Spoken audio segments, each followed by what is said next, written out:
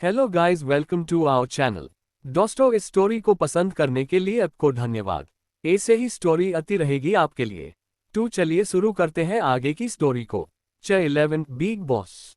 Big boss. वो आज सुबह से एक बार भी उसके करीब नहीं आया था और ना ही उसने उसे किस की थी, और शौर्य उसको इस वजह से अब बुरा लग रहा था। मिलकर उन्हें इतना सा ही तो वक्त हुआ था, बट इतने से वक्त में ही उसे उससे काफी लगाव हो गया था और वो उसके बिना रह नहीं पा रही थी। शौर्या की आंखें भर के आ गई।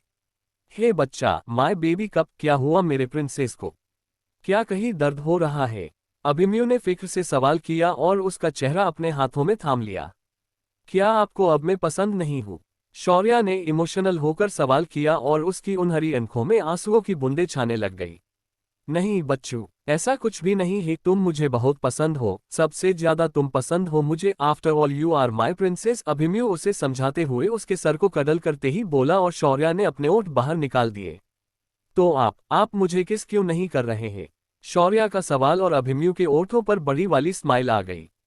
सो मेरे बेबी को किस चाहिए? अभिमन्यु ने शरारती लहजे में सवाल किया और शौर्या की आंखें शर्म से झुक गई। ओ मेरा सुपर क्यूट बच्चा, मेरी गुड़िया, तुम कितनी ज्यादा प्यारी हो, अभिमन्यु प्यार से बोला और उसने झुककर उसके गुलाबी नाजुक ओठों को अपने ओठों में भर लिया और उन्हें जी भर के चूमने लग गया। शौर्या भी उसका पूरा पूरा साथ दे रही थी और आगे के ना जाने कितने वक्त वो आपस में उलझे रहे। तकरीबन आधे घंटे तक अभिमन्यु उसके ओठों के साथ खेल रहा था और जब उसे लगा कि शौर्या ठीक से सांस नहीं ले पा रही है तो वो उससे दूर हो गया। उसने अपना चेहरा शौर्या के गर्दन में छिपा दिया और धीरे धीरे कर एक वहां वेट किस करने लग गया। शौर्या मचल रही थी उसके हर एक छुवन से, बट ये भी सच था कि उसकी ये छुवन उसे बहुत ही अच्छा एहसास दिलवा रही थी। थोड़े से प्यार के लिए किसी के आगे अगर प्यार का समंदर होगा तो जाहिर सी बात है उस प्यार में वो भीग ही जाएगा ना। उसी तरह से शौर्या के लिए अभिमन्यु का प्यार उस गहरे संदर की तरह था जो उसे बहुत बहुत सुकून दिला रहा था और वो उससे दूर नहीं होना चाहती थी। ना जाने आगे के कितने देर अभिमन्यु उसे चूमता रहा, उसे प्यार करता रहा, लेकिन उनकी मर्यादा उन्होंने अभी तक नहीं लांघी। काफी देर बाद एक दूसरों के बाहों में भरकर वो नींद के आगिद में चले गए। अभिमन्यु गहरी नींद में था, लेकिन शौर्या थोड़ी देर बाद ही उठ गई। एक तो उसे सोने की इतनी आदत नहीं थी, बट दवाएं और ड्रग्स के नशे की वजह से उसकी काफी नींद हो गई थी, सो उसे नींद भी नहीं आ रही थी। क्या करूं मैं? शौर्या ने खुद से ही दिल सवाल किया। इस तरह फरीक बैठना उसकी किस्मत में ही नहीं था। हर वक्त वो कुछ ना कुछ करते ही रहती थी। उसके मेडिसिन, उसके एक्सपेरिमेंट्स या फिर नए शिप्स डिजाइन करना, इन सब में ही वक्त कैसे बीतता था उसे पता नहीं चलता था। और अब उसके पास कुछ भी नहीं था। उसकी नजरें अभिमन्यु के सीने पर गई जिस पर सर रखकर वो अब तक सो रही थी। उसने चेहरा उठाकर उसे देखा और उसे यूं सोता हुआ देखकर बस कुछ देर तक डकैती ही रह गई। चिका। शौर्या ने दिल ही दिल उसकी बनाई हुई उस सिस्टम को आवाज दी और चिका तुरंत एक्टिव हो गई। उन सब का क्या हाल है? सिंपोसिस जो कि इतनी बड़ी कंपनी है, रातों रात उसका पूरा डेटा डिलीट होने की वजह से उनके बिजनेस पर क्या असर हुआ है? जरा बताओ तो मुझे, शौर्या ने कहा और चिका तुरंत जवाब देते ही बोली, बताती नहीं बॉस, आपको दिखाती हूँ, चिका बोली और उसने सिंपोसिस के सारे न्यूज अपडेट उसे देने लग गई। वैसे तो अब तक पूरी बात मीडिया को पता नहीं थी, लेकिन जो भी थोड़ी बहुत जानकारी उन्हें मिली थी वो बार बार टेलीकास्ट कर रहे थे और सिंपोसिस के ओनर और बाकी सब से सवाल जवाब कर रहे थे। ये कब तक उस न्यूज जो छिपा सकते हैं? शौर्या ने सवाल किया और चिका जवाब में बोली, और 3 या 4 दी, लेकिन उनके साथ डील करने वाले सभी कंपनी उनके उनके ऑर्डर के लिए ही उन्हें फोर्स कर रही है और बॉस, बिग बॉस का भी ऑर्डर था उनके पास, इसी वजह से तो वो इतना परेशान है और वही काम कर रहे थे, चिका ने कहा और शौर्या कंफ्यूज हो गई। बिग बॉस से समझ नहीं आया ये चिका किसके बारे में बात कर रही है। Of course big boss, Abhimanyu Rathore मेरे बिग बॉस है, चिका की चहकती हुई आवाज और शौर्या मुस्कुराए। चिका, एक और भी काम था तुम्हारे पास। क्या तुम पता लगा सकती हो कि मेरे डैड कौन है? उस वक्त जो एक्सपेरिमेंट किया गया था उसमें से कई सारी औरतों को किडनैप करके या फिर खरीद कर लाया गया था। मेरी मॉम भी उन्हीं में से एक थी, बट मेरे डैड वो तो कहीं ना कहीं होंगे ही ना। और इस शौर्या के पेरेंट्स, वो भी तो कौन है पता नहीं है हमें। तुम एक काम कर सकती हो, क्या हम दोनों के पेरेंट्स को ढूंढ सकती हो?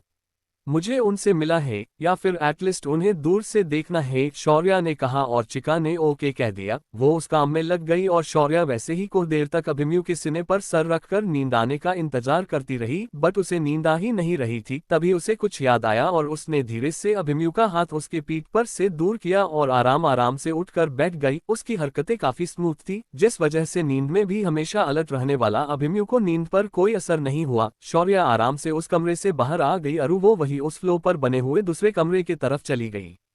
काफी बड़ा और खूबसूरत रूम था वो, जिसे देखकर शौर्या मुस्कुराई और उसकी नजरें सामने रखे हुए चीज पर गई, जिसे देखकर उसने आंखों में चमक आ गई।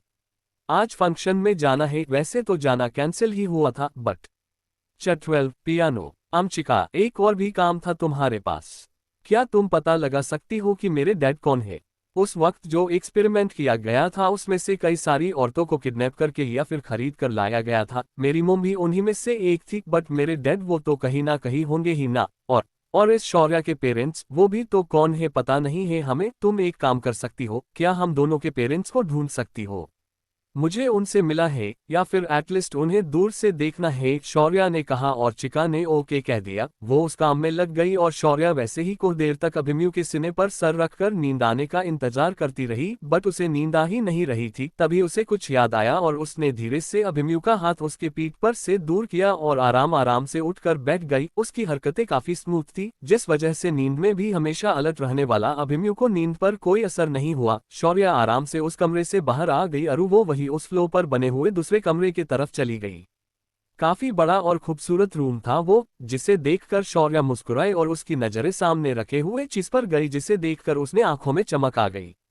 उसके सामने एक बड़ा ही खूबसूरत पियानो था और उस खूबसूरत पियानो को देखकर शौर्या बहुत ही खुश हो गई। वैसे म्यूजिक और उसका रिश्ता कुछ गहरा नहीं था, बट वो जिनके लिए काम किया करती थी उनमें से एक साइंटिस्ट जो कि सिम्फोसिस के बिग शॉट में से एक थे, उन्हें म्यूजिक काफी पसंद था और उन्होंने ही शौर्या को कुछ म्यूजिक पे सुनाए थे और उसे अपना नया अच्छा म्यूजिक क्रिएट करने के लिए कहा था। एंड हर काम में एक्सपर्ट रहने वाले उसने वो किया भी था। एक बहुत अच्छी पियोनिस्ट थी।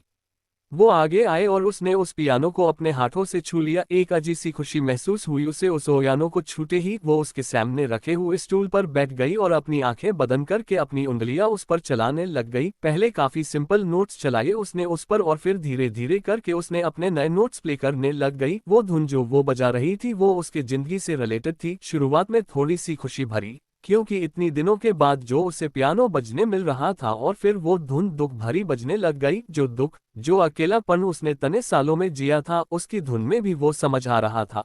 और फिर उसका रिबर्थ, उसे जुई खुशी, अभिमन्यु का प्यार और सबसे बेहतर उसकी आजादी, ये खुशी भरे भाव उसके धुन में आ गए और वो धन कमाल बेमिसाल बन गई। शौर्या आंखें बंद करके वो धुन बजा रही थी। तभी उसके सामने एक शख्स का चेहरा आया। वो शख्स कोई और नहीं बल्कि सौरभ पाटिल थे, इस शौर्या के बाबा, और उनके साथ की शौर्या की कुछ मीठी मीठी यादें उसके जहां में आ रही थी। बाबा, मुझे भी इसे बजाना है। आप कितने औसम हो, मेरे बाबा बेस्ट है। बाबा आप मुझे सिखाओ, मुझे भी आपकी तरह पेंटिंग करनी सीखनी है और मैं भी आपकी तरह एक आर्किटेक्ट बनूंगी। बाबा आपकी मेडिसिन कड़वी होती है मेरे प्यारे बाबा। और भी ना जाने क्या क्या लफ्ज उसे सुनाई दे रही थे और उसके ओठों पर स्माइल आ रही थी। एक पिता का प्यार क्या होता है ये उसे पता नहीं था, लेकिन इन यादों में सहारे वो उस प्यार को महसूस कर पा रही थी और उसे उतनी ही खुशी हो रही थी। उसे इस तरह खुश देखकर कोई और भी था जो कादो खुश हो रहा था। ऑफ कोर्स वो अभिमन्यु राठौड़ था। शौर्या के कमरे के बाहर जाने के कुछ मिनट्स बाद ही उसकी नींद खुल गई। उसका एहसास ना पाकर नींद में भी वो बेचैन हो गया और उसकी नींद खुल गई। प्रिंसेस, कहाँ हो तुम? अभिमन्यु परेशान हो गया और उसने जल्दी से बाथरूम की तरफ जाकर उसे आवाज लगाई, बट वॉशरूम का दरवाजा खुल गया और श्रेया को वह ना देखकर अभिमन्यु काफी डर गया। वो जल्दी से कमरे के बाहर आया और उसके कानों पर पियानो की धुन सुनाई दी। अभिमन्यु तुरंत वहां गया और शौर्या बजा रही धुन को बिना कोई आवाज करे सुनने लग गया। उसके उस धुन में छिपी हुई खुशी, फिर उदासी, अकेलापन और फिर से खुशी, सब कुछ महसूस कर सकता था वो। शौर्या को इतने अच्छे से पियानो बजाता हुआ देखकर वो पहले तो बहुत हैरान हो गया, लेकिन फिर उसकी हैरानी कम भी हो गई। सौरभ अग्निहोत्री वाकई में एक बहुत अच्छे पर्सनैलिटी के मालिक थे और वो बहुत काबिल भी थे। एक बहुत ही अच्छे आर्किटेक्ट होने के साथ साथ वो उतनी ही अच्छे पेंटर थे और साथ ही में एक म्यूजिक लवर भी। उनकी मोम एक म्यूजिशियन थी, सो उनके अंदर ट्रेन होकर उन्होंने उनके जमाने में म्यूजिक में भी काफी अवार्ड जीते थे। और फिर उन डैड जो एक आयुर्वेद एक्सपर्ट थे, सो उनके साथ उन्हें मेडिसिन की भी अच्छी जानकारी थी। लेकिन अपने दोनों पेरेंट्स के दबाव के चलते उन्होंने अपनी फील्ड ही बदल दी। उनकी मोम चाहती थी कि वो म्यूजिक में करियर करे, तो उनके डैड चाहते थे वो उन्हीं की तरह एक काबिल डॉक्टर बने। और फिर क्या, उन दोनों के झगड़े से तंग आकर उन्होंने आर्किटेक्चर फील्ड चुन ली। शौर्या को उन्होंने ही संभाला था और वो 24 घंटे उनके साथ ही रहती थी, सो इसमें कोई शक की बात नहीं थी कि उन्होंने ये सारी चीजें उसे ना सिखाई हो। उन्होंने काफी ट्रेन किया था उससे। हाँ, उनके जाने के बाद उसे सब चीजों की प्रैक्टिस का मौका नहीं मिला, लेकिन उसने अब जिस शौर्या की सोल थी वो तो हर एक चीज में एक्सपर्ट थी। फिर वो कसी पियानो बजा नहीं सकती थी। आखिरी नोट लेते हुए शौर्या पियानो बजाना बंद कर दिया और अभिमन्यु का दिल खुशी से भर उठा। तभी उसका फोन बजा और उसने उसके असिस्टेंट लियो का मैसेज देखा तो उसके चेहरे पर के भाव गंभीर हो गए। Sorry but I am tired, कल सुबह नेक्स्ट पार्ट दे दूंगी, आबो इसी से कम चला लीजिए प्लीज। 13 तो क्या तुम मुझे छोड़कर चली जाऊंगी?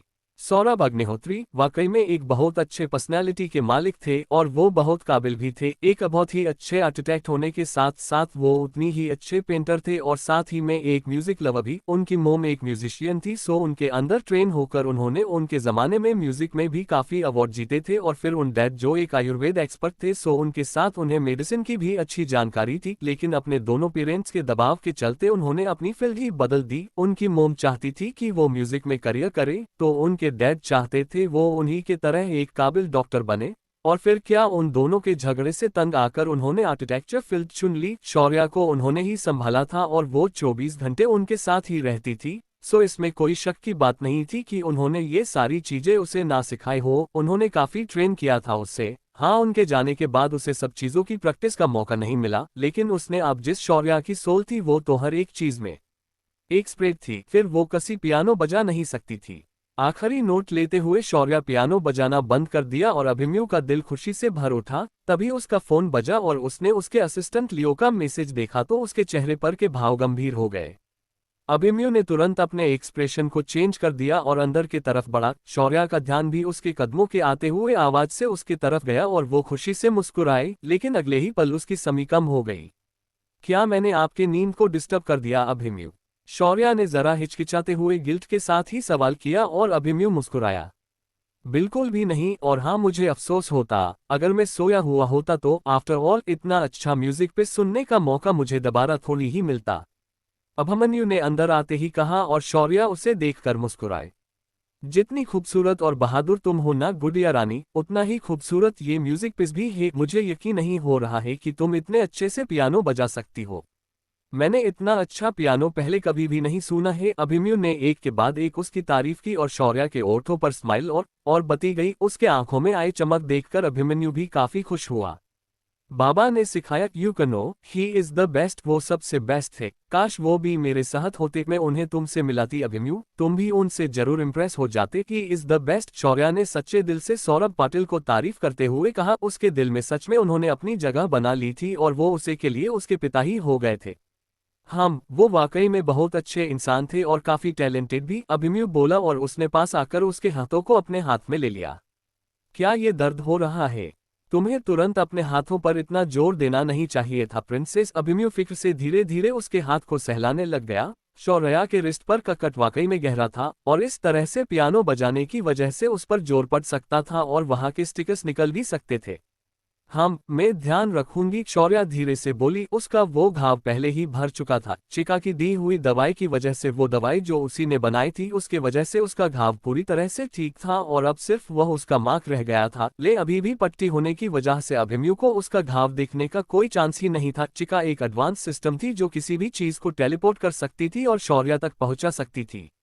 ये बात कोई भी नहीं जानता था कि शौर्या ने उसकी अलग से एक और लैब बनाई थी जो उस आइलैंड के नीचे गहरे समंदर में थी। वो लैब इतनी सिक्योर थी कि ना ही आज तक उसके बारे में किसी को पता चला था और ना ही उस बड़े से एक्सप्लोजन के बाद भी उसे कुछ नहीं हुआ था। उस लैब में शौर्या के किए हुए हर एक एक्सपेरिमेंट और हर एक मेडिसिन थी जो उसने बनाई थी। हम अभिमन्यु इतना ही बोला और उसके हाथ को सहलाते हुए उसने धीरे से वहां अपने ओठों से चुन लिया। उसकी ये हरकत और शौर्य के ओठों पर शर्म भरी मुस्कान आ गई। प्रिंसेस, क्या तुम जानती हो कि सौरभ सर, वो तुम्हारे असली डैड नहीं थे? अभिमन्यु ने जरा हिचकिचाते हुए ही सवाल किया और शौर्य ने हाँ में सर हिला दिया। मैं जानती हूँ, और मैं अपने असली पेरेंट्स को ढूंढना चाहती हूँ अभिमन्यु। में बस मुझे फैमिली चाहिए। उन लोगों के लिए मैंने बहुत कुछ किया और उसका अंजाम उन लोगों ने मुझे बेच दिया। मैं अब अपनी एक फैमिली चाहती हूँ। अगर मेरी फैमिली सच में अच्छी हुई तो मैं उनके साथ कुछ वक्त बिताना चाहूंगी, शौर्या बोली और अभिमन्यु उसकी तरफ देखता ही रह गया। तो क्या तुम मुझे छोड़कर चली जाऊंगी? अभिमन्यु का सीरियस टोन और शौर्य हैरान होकर उसकी तरफ देखते ही रह गई। क्या वो सच में मुझसे छोड़कर जाना चाहती है? उसने खुद से ही सवाल किया और खुद से ही तुरंत जवाब दिया, नहीं, वो उसे छोड़कर कभी नहीं जाएंगी। शौर्य उसके आंखों में देखने लग गई। नहीं, मैं आपको छोड़कर नहीं जाऊंगी, कभी भी नहीं, और अगर मुझे जाना भी पड़ा तो वो कुछ सालों के लिए होगा। उसके बाद में हमेशा हमेशा आपके पास आपके लिए लौट के जाऊंगी, शौर्य कॉन्फिडेंटली उसके आंखों में देखकर बोली और अगले ही पल उसके ओठों अभिमन्यु के ओठों में गिरफ्त हो गए। वो खुशी से पागल होकर शौर्य के ओठों के साथ खेलने लग गया। शिवाय एंड रुद्राय बुंदेला, शिवाय एंड रुद्राय बुंदेला। प्रिंसेस, क्या तुम जानती हो कि सौरभ सर, वो तुम्हारे असली डैड नहीं थे? अभिमन्यु ने जरा हिचकिचाते हुए ही सवाल किया और शौर्य ने हाँ में सर हिला दिया।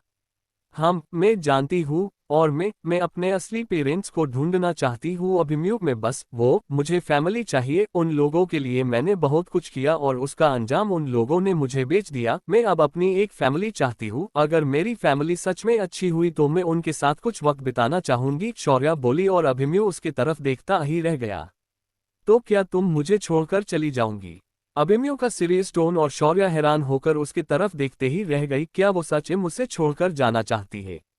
उसने खुद से ही सवाल किया और खुद से ही तुरंत जवाब दिया, नहीं, वो उसे छोड़कर कभी नहीं जाएंगी। शौर्य उसके आंखों में देखने लग गई।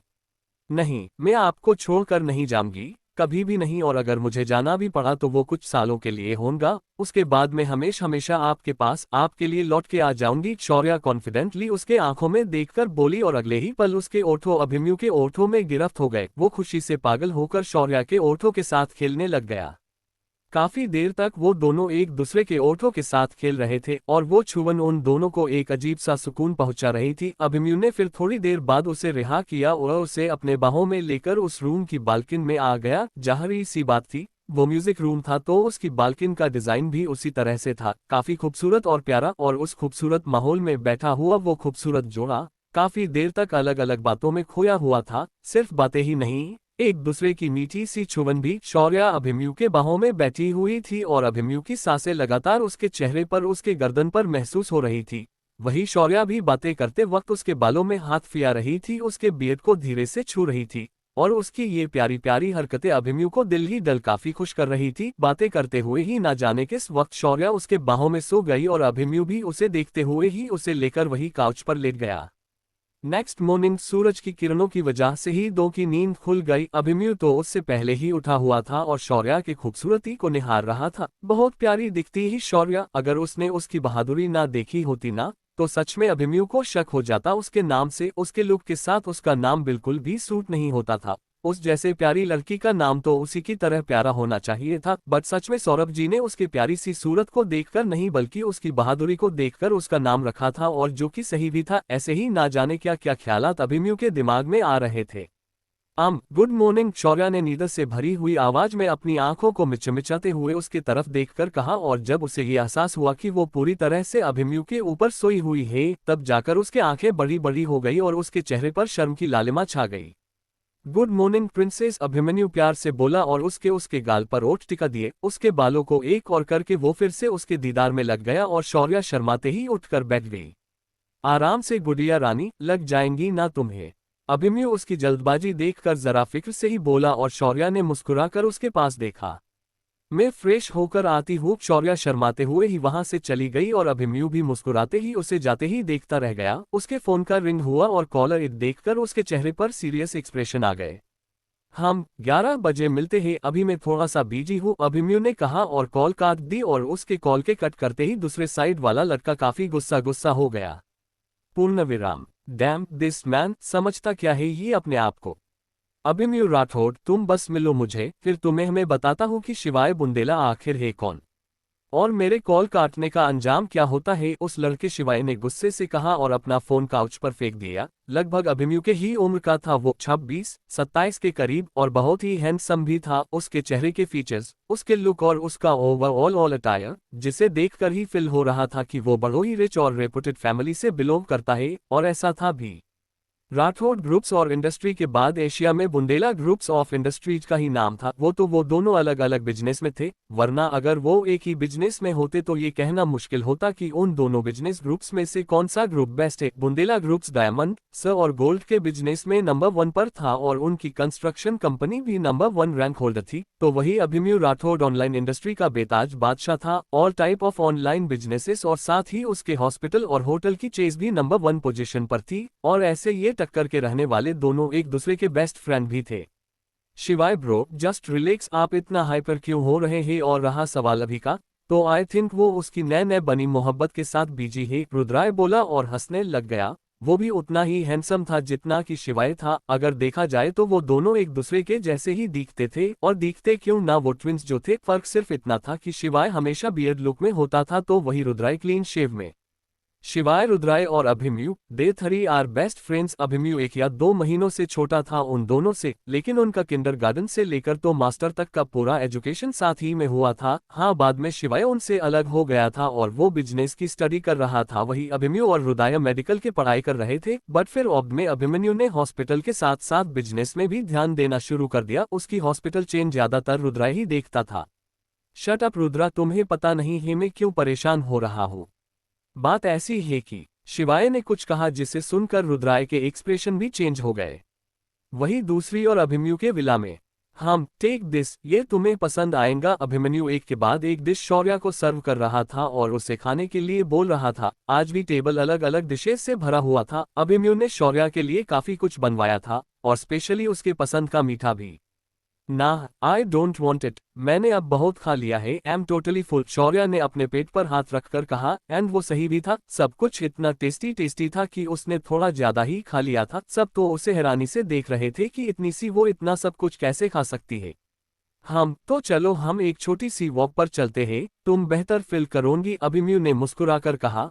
शौर्या के एक्सप्रेशन देखकर उसके ओठों पर एक बड़ी ही प्यारी स्माइल आ गई थी। यप, शौर्या को भी वो बेहतर लगा और विला के गार्डन में ही वो वॉक पर गए। अभिमन्यु ने फिर उसे उसकी मेडिसिन दी और उसके साथ थोड़ा सा वक्त स्पेंड किया। Princess, there is a emergency, मैं कुछ ही देर में लगभग 1 या 2 घंटों में आ जाऊंगा, तब तक तुम यहाँ आराम करना, ओके? या फिर तुम जो चाहे वो कर सकती हो, मैं जाकर आ जाऊं ना? अभिमन्यु ने फिक्र से कहा और शौर्या ने स्माइल करते हुए हाँ में सर हिला दिया। इट्स ओके मन, आप जाओ, मैं अपना ध्यान रख लूंगी। शौर्या को अंदाजा था कि उसके पास काम का कितना प्रेशर होगा। चिका की दी हुई इन्फॉर्मेशन के बाद वो जानती थी कि उसका अभिमन्यु एशिया ना नंबर 1 बिजनेस में है और साथ ही में वोर्डल के टॉप रिच इंसानों में से एक है। उस पर काम का कितना प्रेशर होगा, इस बात का अंदाजा था उसे। अपना ध्यान रखना बेबी, मैं बस जल्दी वापस आ जाऊंगा, और हाँ, लिली और आंटी सारिका तुम्हारा ध्यान रखने के लिए यहाँ है, ओके? अभिमन्यु को काफी फिक्र थी उससे, लेकिन उसका जाना भी जरूरी था, सो वो उसे सी ऑफ करके वह चला गया। उसके जाने के बाद ही आंटी सारिका और लिली अंदर आ गए। शौर्या ने उनसे कुछ देर बातें की और फिर उन्हें बाहर जाने के लिए बोल दिया। चिका, एक्टिवेट आर रोबोट्स, मुझे पाने लिए कुछ मेडिसिन चाहिए। शौर्या ने चिका से कांटेक्ट कर दिया। ओके, बट कौन सी मेडिसिन बॉस? हमारे पास आपके बनाए हुए सभी मेडिसिन है, लेकिन उनकी क्वांटिटी बहुत ही कम है, सिर्फ 2 या 3 पिल्स है उन हर एक मेडिसिन की, चिका ने जवाब देकर कहा। और शौर्या चिढ़कर देखने लग गई। मुझे पता है चिका, मैंने ही वो मेडिसिन वहां रखी हुई थी, और फिलहाल मुझे उन 1-2 मेडिसिन से ही कम चलाना होगा, क्योंकि उस आइलैंड के साथ साथ वो हर्ब्स गार्डन भी तबाह हो गया होगा और हमारे पास कोई भी हर्ब्स अब बचे नहीं होंगे। चिका, हमें वो जड़ी बूटियां कहाँ मिल सकती है? शौर्या ने उससे सवाल किया। बॉस, हर्ब मार्केट में आपको मेडिसिन मिल जाएंगी, बट उसके लिए पैसों की जरूरत होगी। आपको कौन सी पिल्स बनानी है, आप मुझे नाम बताए, ये मैं उनकी प्राइस चेक करके आपको बताती हूँ। चिका के सावला पर शौर्या ने उसे मेडिसिन और उन हर्ब्स के बारे में बताया। ये मेडिसिन क्यों? चिका का सवाल, और शौर्या बोली, मुझे अपनी स्ट्रेंथ बानी है, नो डाउट कि मैं अभी भी अपनी फाइटिंग स्किल्स नहीं भूली हूँ, बट ये बॉडी उस हिसाब से काफी वीक है और जिस स्ट्रेंथ की मुझे जरूरत है वो मेरी बने हुई एनर्जी पिल्स खाकर ही मुझे मिलेंगी और साथ ही ने मुझे कुछ ब्यूटी पिल्स भी चाहिए। शौर्या ने उसके हाथों की तरफ देखकर कहा। नो डाउट कि वो बहुत खूबसूरत थी, लेकिन गौर से देखने पर उसकी स्किन थोड़ी सी डैमेज हुई दिखती थी और शौर्या लप अभिमन्यु के लिए बहुत ही अच्छा दिखना था। हम आपको खुद पर ध्यान देना ही होगा। वैसे भी यहाँ खूबसूरती को कुछ ज्यादा ही इंपॉर्टेंस दी जाती है। जो जितना खूबसूरत होता है उसकी उतनी ही तारीफ होती है, चिका ने कहा और टेलीपोर्ट करके उसके लिए एक एनर्जी पिल और दूसरी ब्यूटी पिल दे दी।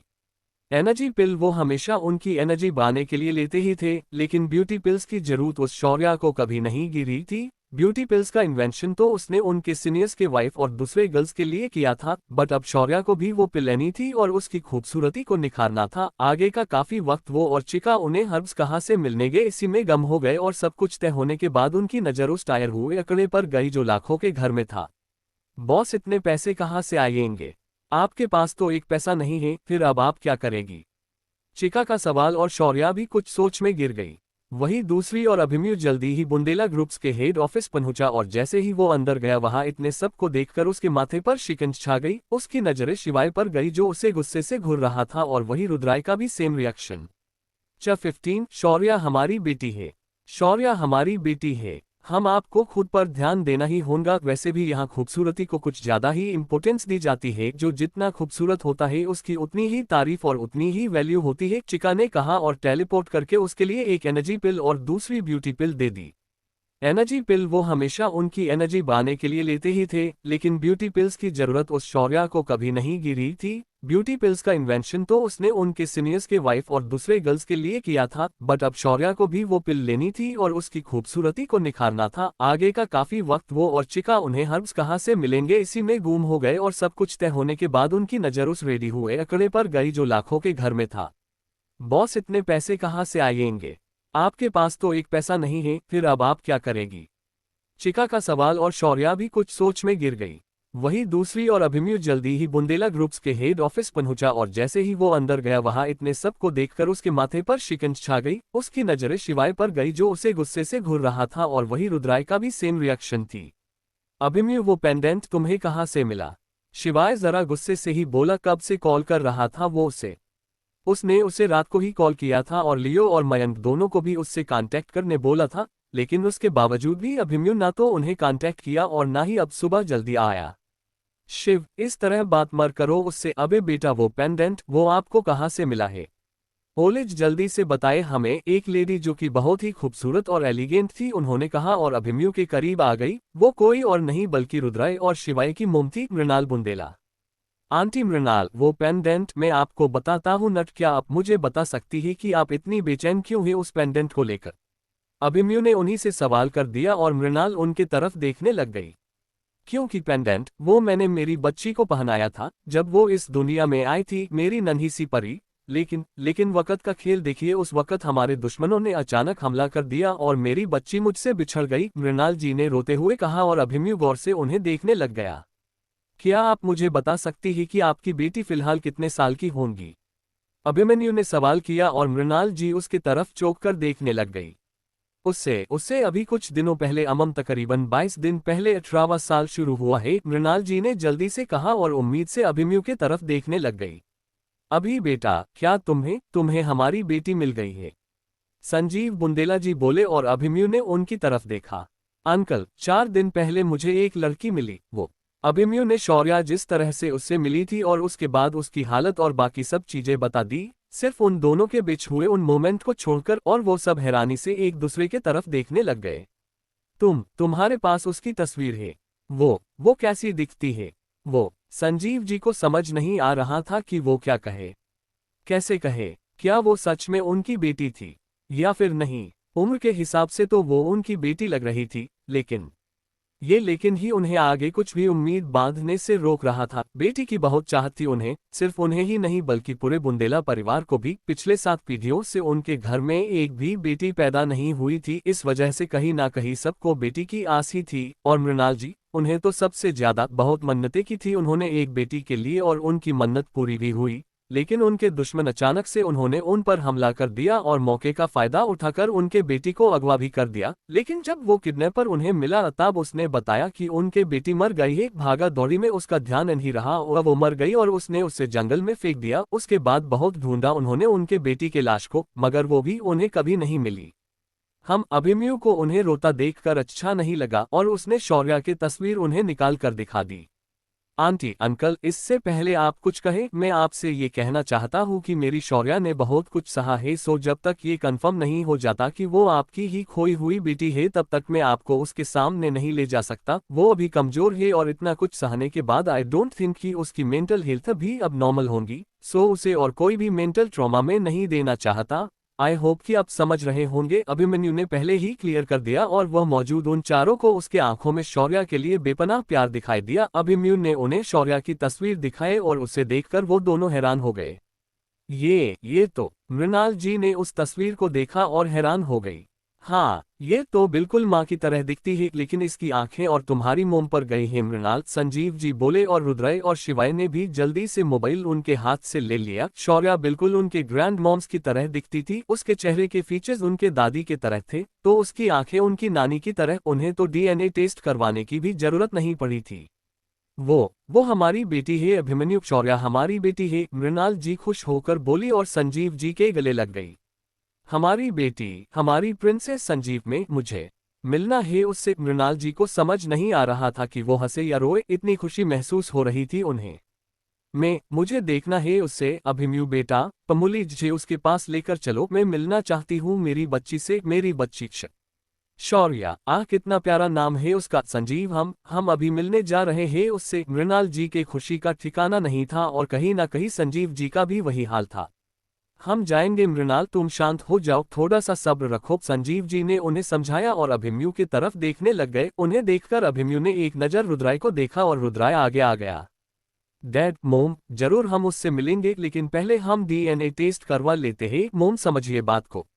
शौर्य ने अभी अभी बहुत कुछ सहा है और थोड़ी सी जल्दबाजी की वजह से आगे जाकर ये पता चला कि वो हमारी बहन नहीं है। उस पर क्या बीतेंगी मोम, इसीलिए पहले सब कुछ कंफर्म करना बहुत जरूरी है, रुद्राय ने उन्हें समझते हुए कहा और शिवाय ने भी उसकी बात का समर्थन किया। उनकी बहन जिंदा है। ये बात सुनकर वो दोनों भी बहुत खुश हुए थे और उससे ज्यादा खुश वो शौर्य को देखकर हुए थे। कितनी प्यारी दिख रही थी वो उस तस्वीर में। स्माइल करते ही लिया हुआ उसका एक कैंडिड पिक था वो, जो अभिमन्यु ने उन्हें दिखाया था, जिसे देखकर उन्हें सच में लगा कि काश ये उनकी बहन ही हो।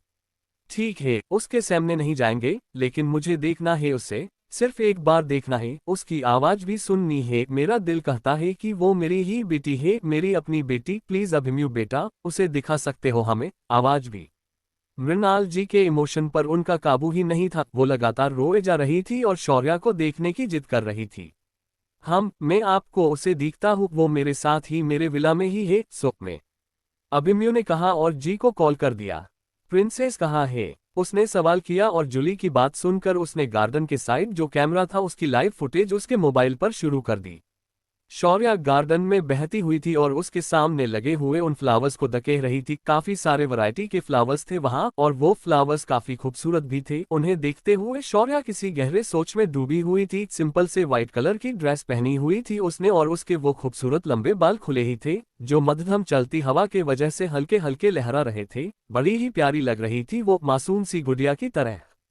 मेरी बच्ची, मृणाल जी ने फोन की स्क्रीन पर अपनी उंगलियां फेर दी और टकटकी लगाए हुए उसे देखने लग गई।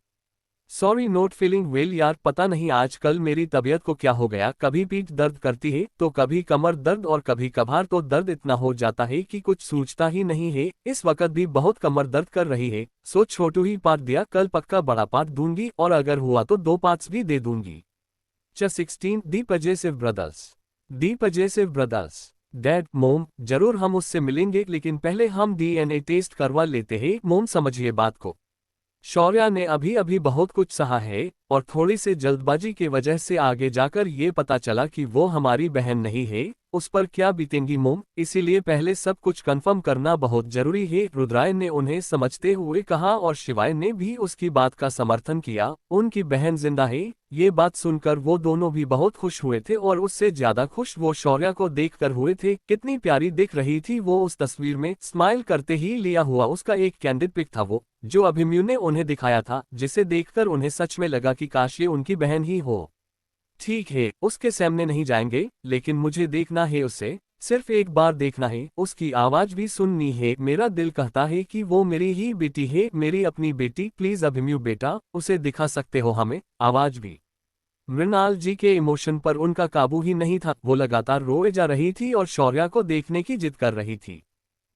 मैं आपको उसे दिखता हूँ, वो मेरे साथ ही मेरे विला में ही है, मैं अभिमन्यु ने कहा और जी को कॉल कर दिया। प्रिंसेस कहाँ है, उसने सवाल किया और जूली की बात सुनकर उसने गार्डन के साइड जो कैमरा था उसकी लाइव फुटेज उसके मोबाइल पर शुरू कर दी। शौर्या गार्डन में बैठी हुई थी और उसके सामने लगे हुए उन फ्लावर्स को देख रही थी। काफी सारे वैरायटी के फ्लावर्स थे वहां और वो फ्लावर्स काफी खूबसूरत भी थे। उन्हें देखते हुए शौर्या किसी गहरे सोच में डूबी हुई थी। सिंपल से व्हाइट कलर की ड्रेस पहनी हुई थी उसने और उसके वो खूबसूरत लंबे बाल खुले ही थे, जो मध्यम चलती हवा के वजह से हल्के हल्के लहरा रहे थे। बड़ी ही प्यारी लग रही थी वो, मासूम सी गुड़िया की तरह। मेरी बच्ची, मृणाल जी ने फोन की स्क्रीन पर अपनी उंगलियां फेर दी और टकटकी लगाए हुए उसे देखने लग गई। देखे ना संजीव, हमारी बेटी कितनी प्यारी है, ये सच में माँ की तरह ही दिखती है और उसकी आंखों वो भी माँ की तरह ही है। मृणाल जी खुशी खुशी संजीव जी को उसे दिखने लग गई और शौर्या को देखकर उनके आंखों में भी आंसू आ गए। मिस शौर्या, आपके जूस का वक्त हो गया है। जूली उसके पास जूस रखा हुआ ट्रे लेकर आ गई और साथ ही में उसने खाने के लिए कुछ पेस्ट्री और कुकीज भी लाए थे। I don't want them, Shaurya ने किसी तरह से कहा और फिर से वैसा ही बैठ गई और इधर उसे देखने वाले अभिमन्यु की आंखें हैरानी सी बड़ी हो गई। उसने रुद्राय के फोन से जूली को कॉल कनेक्ट किया और बाकी सब उसे देखने लग गए। जूली आस्क हर कि उसे कहीं तकलीफ हो रही है क्या? She is in pen damn it, तुम्हें दिखाई नहीं दे रहा है क्या? अभिमन्यु की सख्त गुस्से से भरी हुई इम्पेशेंट आवाज और जूली के माथे पर पसीने की बूंदें छाने लग गई। मिस, आप ठीक है? मैं डॉक्टर को कॉल करूं? जूली काफी डर गई थी और वो डरते हुए ही उससे सवाल करने लग गई। उसकी बात सुनकर शौर्या ने उसके तरफ देखा और ना में सर हिला दिया। उसके पास बात करने की भी एनर्जी नहीं थी। उसे फिर एक बार ड्रग्स की तलब महसूस हो गई थी और वो ना मिलने की वजह से या फिर पता नहीं किस और वजह से उसके पेट में भी काफी दर्द हो रहा था। मिस हम डॉक्टर के पास चलते हैं, आप पहले अंदर चलिए, जूली ने जल्दी जल्दी कहा और शौर्या ने उसे हाथ दिखाकर रोक दिया। Jully, calm down and please मुझे थोड़ी देर शिनत रहने दो। शौर्या अब की बार चिढ़ गई और उसने चिढ़ते हुए ही उससे कहा और फिर एक बार वो वैसे ही बैठ गई। उसने कसकर अपनी आंखें बंद की हुई थी और उसके दर्द को बर्दाश्त करने की कोशिश कर रही थी। ये दर्द और ये तलब उसे कंट्रोल करनी ही थी। अगर वो अपना कंट्रोल खो देती तो ड्रग्स की लत उससे छूटना लगभग नामुमकिन ही होता। सो उसने इसे सहना और इस दर्द को कंट्रोल करना ही ठीक समझा। लिविंग फॉर्म हियर, अभिमन्यु ने कहा और दौड़कर बाहर की तरफ चला गया। उसके पीछे पीछे शिवाय और रुद्राय भी भागने लग गए। शिव, तुम मोम डैड को लेकर आओ, मैं आगे जाता हूँ, शायद मैं प्रिंसेस की कुछ हेल्प कर पाऊँ, रुद्राय ने कहा और शिवाय ने उसकी बात मान ली। फिक्र उसे भी थी उसके बहन की, लेकिन उसके मोम डैड को भी संभालना जरूरी था और रुद्राय डॉक्टर भी था, तो वह उससे ज्यादा रुद्र की जरूरत थी।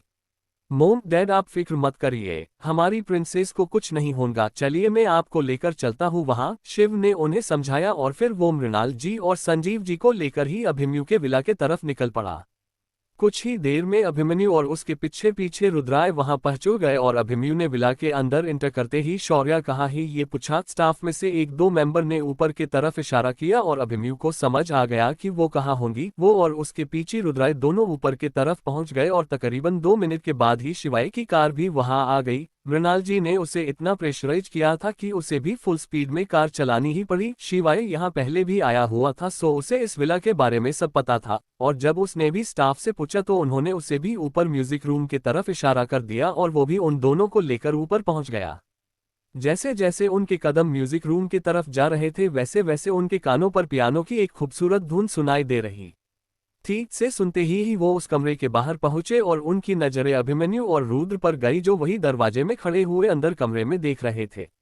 शौर्या, हमारी बच्ची, मृणाल जी धीरे से बोली और उनकी नजरें शौर्या पर टिककर ही रह गई। बहुत दर्द हो रहा था शौर्या को, और जब उसे लगा कि वो सिर्फ इन फूलों को देखते हुए ही उसका दर्द बर्दाश्त नहीं कर पा रही है, सो उसने कुछ और सोचा और उसे जहां में सबसे पहले इस पियानो का ही ख्याल आया। एंड कहते हैं ना, म्यूजिक हिल एवरीथिंग, कुछ इस तरह ही उसके साथ हुआ और वो उस पियानो में इतना खो गई कि उसे होता हुआ दर्द भी भूल गई और ड्रग्स की तलब को भी।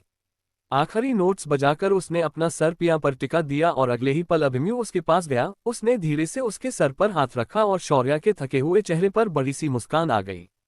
आप आ गए मन। शौर्या ने झट से मुड़कर उसकी तरफ देखकर सवाल किया और उसके कमर पर अपने हाथों का घेरा बनाकर उसके गले लग गई। एम फीलिंग रेस्टलेस में, मुझे बेचैनी हो रही थी, क्या आप 1-2 दिन मेरे साथ रह सकते हैं और उसके बाद आपके काम को ज्वाइन कर सकते हैं प्लीज।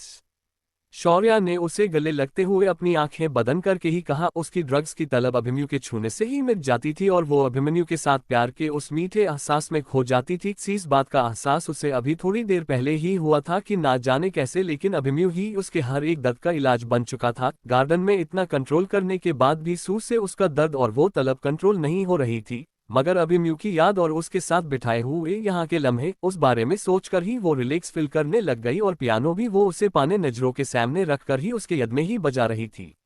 बिल्कुल मेरी प्रिंसेस, मेरी गुड़िया रानी, जैसा तुम चाहोगी वैसा ही होगा, अभिमन्यु ने कहा और नीचे झुकार उसे अपने बाहों में उठा लिया। शौर्या ने भी खुशी से उसके गले में बाहें दल दी, लेकिन दरवाजे पर इन सब अनजान शख्स को देखकर वो जरा सी हड़बड़ा गई।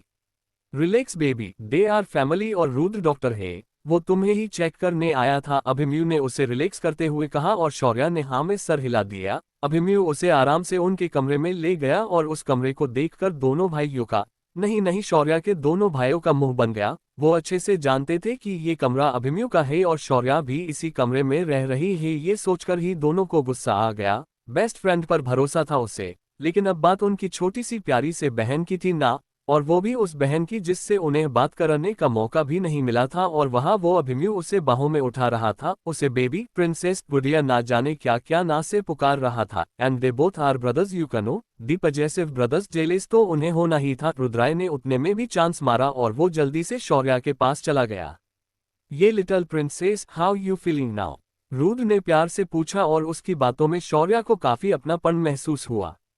एम फाइन डॉक्टर, शौर्या बोली। अभिमन्यु ने रुद्र की तरफ इशारा करके ही कहा था कि वो डॉक्टर है, सो उसे लगा कि वो उसी हिसाब से उससे सवाल कर रहा है। दैट्स गुड बच्चा, लेकिन लेट मी चेक यू, मुझे भी तो देखने दो मेरी प्यारी बह। आए मन, तिनी प्यारी लड़की की हेल्थ आखिर कैसी है। रुद्राय उसे बहन कहते हुए रुक गया और शौर्या ने हाँ में सर हिला दिया। वेल, रुद्र का इतना प्यार से बात करना उसे जरा सा अटपटा लगा था, लेकिन जो प्यार, एक तरह की रिस्पेक्ट और केयर उसके नजरों में दिखाई दे रही थी ना, उसे देखकर शौर्या को काफी अच्छा लगा। रुद्र उसे चेक करने लग गया और उसने उसकी पहले रिपोर्ट्स भी चेक की। उन रिपोर्ट्स को देखकर और अब शौर्या को देखकर वो सच में काफी हैरान हो गया था।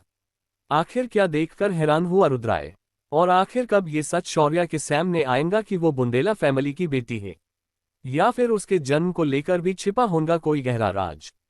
जानने के लिए जुड़े रही ये सब कहानी के साथ। Chess 17, don't waste your coin. Shaurya, हमारी बच्ची, मृणाल जी धीरे से बोली और उनकी नजरें शौर्या पर टिककर ही रह गई। बहुत दर्द हो रहा था शौर्या को, और जब उसे लगा कि वो सिर्फ इन फूलों को देखते हुए ही उसका दर्द बर्दाश्त नहीं कर पा रही है, सो उसने कुछ और सोचा और उसे जहां में सबसे पहले इस पियानो का ही ख्याल आया। एंड कहते हैं ना, म्यूजिक हिल एवरीथिंग, कुछ इस तरह ही उसके साथ हुआ और वो उस पियानो में इतना खो गई कि उसे होता हुआ दर्द भी भूल गई और ड्रग्स की तलब को भी। आखिरी नोट्स बजाकर उसने अपना सर पिया पर टिका दिया और अगले ही पल अभिमन्यु उसके पास गया। उसने धीरे से उसके सर पर हाथ रखा और शौर्या के थके हुए चेहरे पर बड़ी सी मुस्कान आ गई। आप आ गए मन। शौर्या ने झट से मुड़कर उसकी तरफ देखकर सवाल किया और उसके कमर पर अपने हाथों का घेरा बनाकर उसके गले लग गई। एम फीलिंग रेस्टलेस में, मुझे बेचैनी हो रही थी, क्या आप 1-2 दिन मेरे साथ रह सकते हैं और उसके बाद आपके काम को ज्वाइन कर सकते हैं प्लीज। शौर्या ने उसे गले लगते हुए अपनी आंखें बंद करके ही कहा। उसकी ड्रग्स की तलब अभिमन्यु के छूने से ही मिट जाती थी और वो अभिमन्यु के साथ प्यार के उस मीठे एहसास में खो जाती थी। इस बात का एहसास उसे अभी थोड़ी देर पहले ही हुआ था कि ना जाने कैसे, लेकिन अभिमन्यु ही उसके हर एक दर्द का इलाज बन चुका था। गार्डन में इतना कंट्रोल करने के बाद भी सू से उसका दर्द और वो तलब कंट्रोल नहीं हो रही थी, मगर अभिमन्यु की याद और उसके साथ बिठाए हुए यहाँ के लम्हे, उस बारे में सोचकर ही वो रिलैक्स फील करने लग गई और पियानो भी वो उसे पाने नजरों के सामने रखकर ही उसके यद में ही बजा रही थी। बिल्कुल मेरी प्रिंसेस, मेरी गुड़िया रानी, जैसा तुम चाहोगी वैसा ही होगा, अभिमन्यु ने कहा और नीचे झुककर उसे अपने बाहों में उठा लिया। शौर्या ने भी खुशी से उसके गले में बाहें दल दी, लेकिन दरवाजे पर इन सब अनजान शख्स को देखकर वो जरा सी हड़बड़ा गई। Relax baby, they are family और रुद्र डॉक्टर है, वो तुम्हें ही चेक करने आया था, अभिमन्यु ने उसे रिलैक्स करते हुए कहा और शौर्या ने हाँ में सर हिला दिया। अभिमन्यु उसे आराम से उनके कमरे में ले गया और उस कमरे को देखकर दोनों भाइयों का, नहीं शौर्या के दोनों भाइयों का मुंह बन गया। वो अच्छे से जानते थे कि ये कमरा अभिमन्यु का है और शौर्या भी इसी कमरे में रह रही है, ये सोचकर ही दोनों को गुस्सा आ गया। बेस्ट फ्रेंड पर भरोसा था उसे, लेकिन अब बात उनकी छोटी सी प्यारी से बहन की थी ना, और वो भी उस बहन की जिससे उन्हें बात करने का मौका भी नहीं मिला था, और वहाँ वो अभिमन्यु उसे बाहों में उठा रहा था, उसे बेबी, प्रिंसेस, गुड़िया ना जाने क्या क्या ना से पुकार रहा था। And they both are brothers, you know the possessive brothers, jealous तो उन्हें होना ही था। रुद्राय ने उतने में भी चांस मारा और वो जल्दी से शौर्या के पास चला गया। Hey little princess, how you feeling now, Rudra ने प्यार से पूछा और उसकी बातों में शौर्या को काफी अपनापन महसूस हुआ। एम फाइन डॉक्टर, शौर्या बोली। अभिमन्यु ने रुद्र की तरफ इशारा करके ही कहा था कि वो डॉक्टर है, सो उसे लगा कि वो उसी हिसाब से उससे सवाल कर रहा है। दैट्स गुड बच्चा, लेकिन लेट मी चेक यू, मुझे भी तो देखने दो मेरी प्यारी बहन। आई मीन इतनी प्यारी लड़की की हेल्थ आखिर कैसी है। रुद्राय उसे बहन कहते हुए रुक गया और शौर्या ने हाँ में सर हिला दिया। वेल, रुद्र का इतना प्यार से बात करना उसे जरा सा अटपटा लगा था, लेकिन जो प्यार, एक तरह की रिस्पेक्ट और केयर उसके नजरों में दिखाई दे रही थी ना, उसे देखकर शौर्या को काफी अच्छा लगा। रुद्र उसे चेक करने लग गया और उसने उसकी पहले रिपोर्ट्स भी चेक की। उन रिपोर्ट्स को देखकर और अब शौर्या को देखकर वो सच में काफी हैरान हो गया था। तुम तो बहुत बहादुर हो शौर्या, बिल्कुल तुम्हारे नाम की तरह, तभी तो देखो ना, इतने हार्ड ड्रग्स के बावजूद भी तुम इतनी रिलैक्स हो और इतनी जल्दी तुमने अपने आप को शांत भी कर लिया। I am so proud of you and also I am very surprise, Rudra ने उसकी तारीफ करते हुए कहा और शौर्या धीरे से मुस्कुराए। थैंक्स डॉक्टर, शौर्या ने किसी तरह से कहा और रुद्र और बाकी सब के तरफ देखने लग गई। हम तुमसे कुछ कहना चाहते हैं शौर्या, अचतुली वो हम तुम्हारे पेरेंट्स हैं, तुम हमारी बेटी हो। मृणाल जी बोली। 18, आई मीन टू से कि वो आप दोनों की मोम है। उद्धरण चिन्ह। Hey little princess, how you feeling now, Rudra ने प्यार से पूछा और उसकी बातों में शौर्या को काफी अपनापन महसूस हुआ। एम फाइन डॉक्टर, शौर्या बोली। अभिमन्यु ने रुद्र की तरफ इशारा करके ही कहा था कि वो डॉक्टर है, सो उसे लगा कि वो उसी हिसाब से उससे सवाल कर रहा है। दैट्स गुड बच्चा, लेकिन लेट मी चेक यू, मुझे भी तो देखने दो मेरी प्यारी बहन। आई मीन इतनी प्यारी लड़की की हेल्थ आखिर कैसी है। रुद्राय उसे बहन कहते हुए रुक गया और शौर्या ने हाँ में सर हिला दिया। वेल, रुद्र का इतना प्यार से बात करना उसे जरा सा अटपटा लगा था, लेकिन जो प्यार, एक तरह की रिस्पेक्ट और केयर उसके नजरों में दिखाई दे रही थी ना, उसे देखकर शौर्या को काफी अच्छा लगा। रुद्र उसे चेक करने लग गया और उसने उसकी पहले रिपोर्ट्स भी चेक की। उन रिपोर्ट्स को देखकर और अब शौर्या को देखकर वो सच में काफी हैरान हो गया था। तुम तो बहुत बहादुर हो शौर्या, बिल्कुल तुम्हारे नाम की तरह, तभी तो देखो ना, इतने हार्ड ड्रग्स के बावजूद भी तुम इतनी रिलैक्स हो और इतनी जल्दी तुमने अपने आप को शांत भी कर लिया। I am so proud of you and also I am very surprise, Rudra ने उसकी तारीफ करते हुए कहा और शौर्या धीरे से मुस्कुराए। थैंक्स डॉक्टर, शौर्या ने किसी तरह से कहा और उसकी नजरें रुद्र और बाकी सब के तरफ चली गई। मृणाल जी उसे यूं खुद को देखता पाकर बहुत खुश हुई थी, लेकिन अगले ही पल शौर्या के आंखों में कुछ ऐसे भाव थे जैसे वो किसी अनजान को देख रही थी।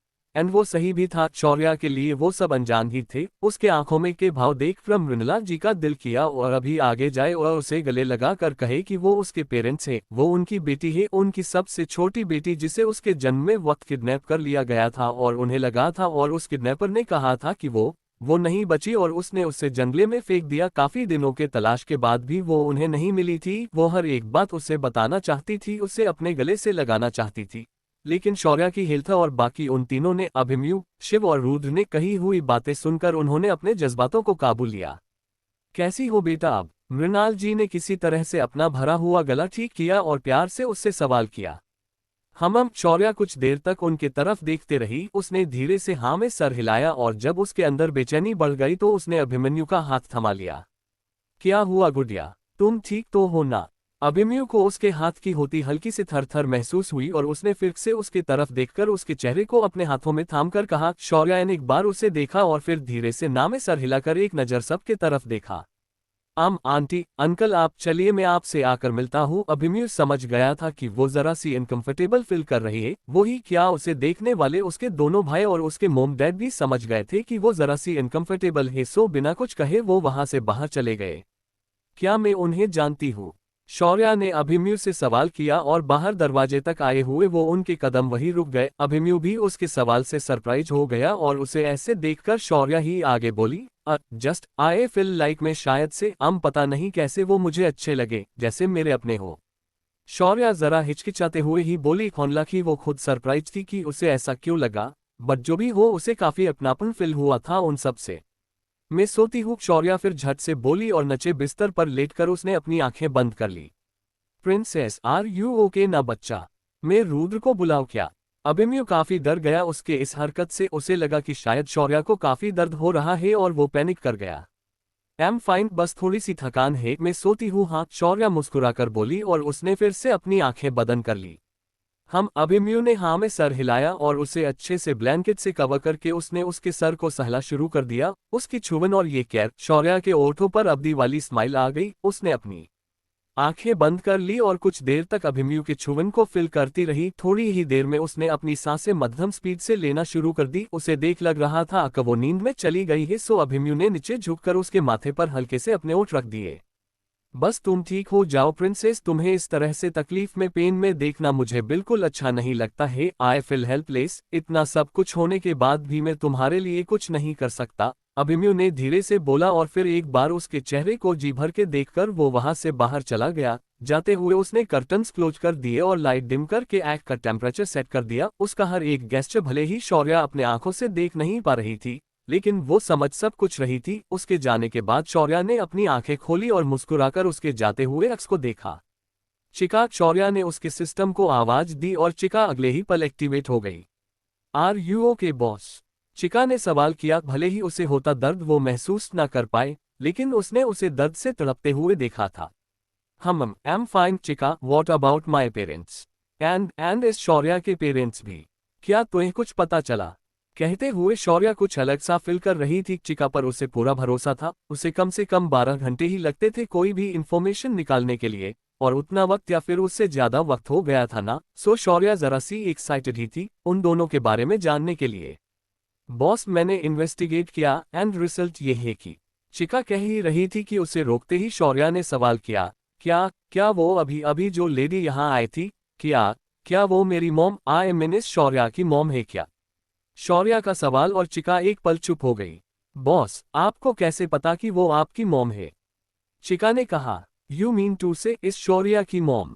तभी मुझे उन्हें देखकर थोड़ी सी स्ट्रेंज फीलिंग आ रही थी, शौर्या का कहना, और चिका फिर से खामोश हो गई।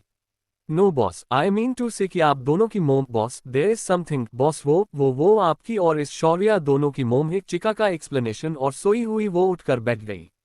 What rubbish are you talking Chika? मेरी मोम तो काया है, फिर वो लेडी कैसे हो सकती है? शौर्या सच में काफी शौक थी। वेल वो एक गुलाम ही थी, एक ऐसी गुलाम जिसे किसी भी रिश्ते की पहचान नहीं थी। बाकी सबके तरह वो अपने आप को ऑर्फन ही समझती थी। बट फिर एक दिन उसे ट्रेन करने वाले प्रोफेसर ने उसकी काबिलियत देखकर उसे एक राज की बात बताई। उसके मोम का नामा बताया जो उनकी ही एक स्टूडेंट थी और शौर्या उनके तरह ही काफी जीनियस थी। ये सारी बातें शौर्या के दिमाग में चल रही थी, जिसे महसूस करके चिका आगे बोली, बॉस यू आर राइट, आपको जन्म देने वाली मोम काया मोम ही है, बट वो एक सेरोगेट मदर थी। बॉस प्रोफेसर सिन्हा, आपकी मोम उनकी स्टूडेंट और लैब असिस्टेंट थी, वो दोनों साथ ही में काम करते थे। बट फिर प्रोफेसर सिन्हा ने सिम्पोसिस को ज्वाइन कर लिया और वो काया से भी जिद कर रहे थे कि वो भी उनके साथ ज्वाइन कर ले, बट वो नहीं मानी और जो इलीगल काम वहां होते थे उनके खिलाफ सबूत ढूंढकर वो पुलिस के पास जाने ही वाली थी कि प्रोफेसर सिन्हा को उसके बारे में पता चल गया और उनके कुछ आदमी उनके पीछे लग गए। उन सब से बचने के लिए काया भाग रही थी और फिर छिपने के लिए वो एक हॉस्पिटल में गई जहाँ गलती से वो गायनेक सेक्शन में चली गई। बॉस वो सरोगेसी एरिया था। मिस्टर एंड मिसेस बुंदेला जो सेरोगेट मदर हायर की थी वो नहीं आई थी। सबको लगा कि काया ही वो सेरोगेट मदर है और आगे की प्रोसेस उनके साथ ही हुई थी। चिका कह ही रही थी कि शौर्या ने उसे रोक दिया, लेकिन चिका, मिस्टर एंड मिसेस बुंदेला को सेरोगेट मदर हायर करने की क्या जरूरत हो गई? अभिमन्यु ने अभी कहा था कि डॉक्टर रुद्र और वो दूसरे वह थे, वो उनके बेटे, फिर सेरोगेट मदर क्यों?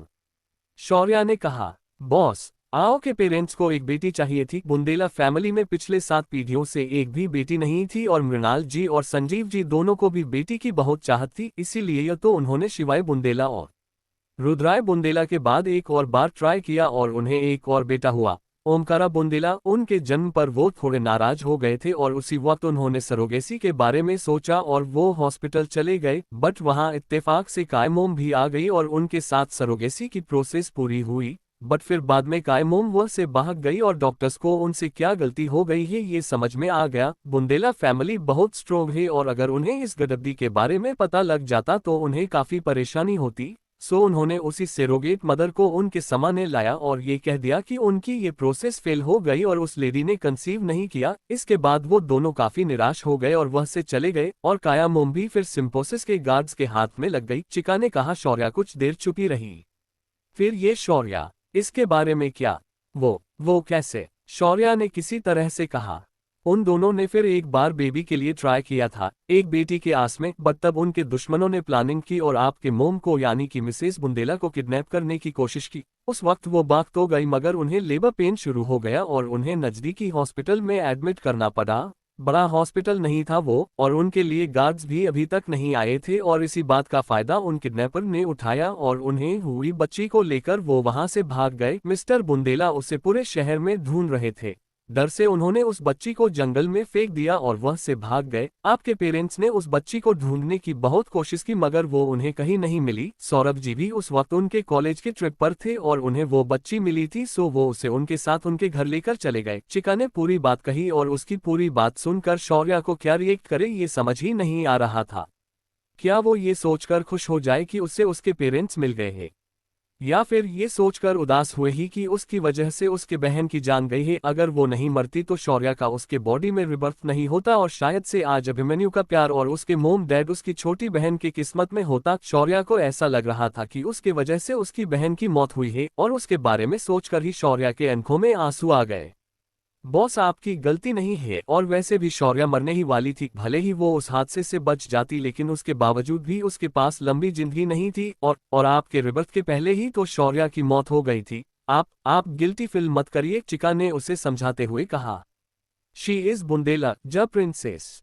मिस्टर बुंदेला उसे पूरे शहर में ढूंढ रहे थे। डर से उन्होंने उस बच्ची को जंगल में फेंक दिया और वह से भाग गए। आपके पेरेंट्स ने उस बच्ची को ढूंढने की बहुत कोशिश की मगर वो उन्हें कहीं नहीं मिली। सौरभ जी भी उस वक्त उनके कॉलेज के ट्रिप पर थे और उन्हें वो बच्ची मिली थी, सो वो उसे उनके साथ उनके घर लेकर चले गए। चिका ने पूरी बात कही और उसकी पूरी बात सुनकर शौर्या को क्या रिएक्ट करे ये समझ ही नहीं आ रहा था। क्या वो ये सोचकर खुश हो जाए कि उससे उसके पेरेंट्स मिल गए हैं, या फिर ये सोचकर उदास हुए ही कि उसकी वजह से उसके बहन की जान गई है। अगर वो नहीं मरती तो शौर्या का उसके बॉडी में रिबर्थ नहीं होता और शायद से आज अभिमन्यु का प्यार और उसके मोम डैड उसकी छोटी बहन की किस्मत में होता। शौर्या को ऐसा लग रहा था कि उसके वजह से उसकी बहन की मौत हुई है और उसके बारे में सोचकर ही शौर्या के आंखों में आंसू आ गए।